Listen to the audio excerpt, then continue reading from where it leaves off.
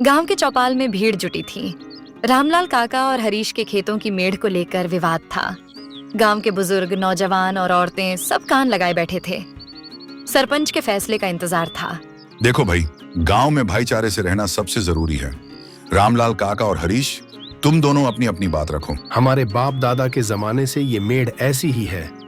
अब ये छोकरा कह रहा है कि हमने उसकी जमीन ले ली। सरपंच जी, मेरी कोई दुश्मनी नहीं है काका से, लेकिन मेरे पिताजी ने जो जमीन छोड़ी वो मेरे बच्चों का हक है। सरकारी नक्शा देख लीजिए, सच अपने आप सामने आ जाएगा। इतना सुनते ही गांव के सबसे बुजुर्ग भोलाराम काका बोले, रामलाल, तुझे याद है तेरे बाबूजी ने इसी चौपाल में बैठकर हरीश के दादा को आधे कुएं का हक दिया था। तब न कोई नक्शा था, न कोई सरकारी कागज, सिर्फ भरोसा था। रामलाल काका थोड़े शांत हुए, लेकिन बोले, बात सही है, लेकिन आजकल भरोसे से ज्यादा कागज चलते हैं। सरपंच ने पटवारी को बुला लिया, जिसने नक्शा निकाला और कहा, यह सरकारी निशान है और इससे साफ होता है कि मेढ़ हरीश की जमीन में 2 हाथ अंदर है। माहौल गर्मा गया। कुछ लोग रामलाल काका के पक्ष में हो गए तो कुछ हरीश के।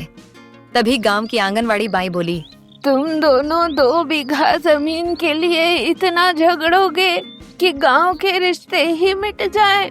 पंडित जी भी बोले, खेत रह जाएंगे, पर अगर रिश्ते बिगड़ गए तो फिर कभी नहीं सुधरेंगे। रामलाल काका और हरीश दोनों सोच में पड़ गए।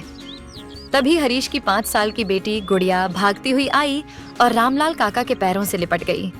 बाबा, माँ कहती है कि आप बचपन में पिताजी को अपनी गोदी में खिलाते थे, फिर अब आप उनसे नाराज क्यों हैं? ये सुनते ही रामलाल काका की आंखों में आंसू आ गए।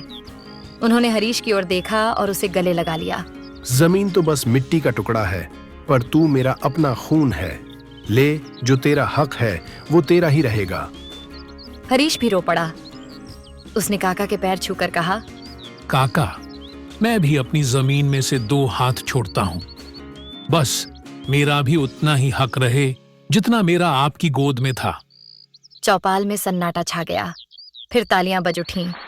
लोगों ने दोनों को गले मिलते देखा और एक छोटे से विवाद ने गांव की आत्मा को और मजबूत कर दिया।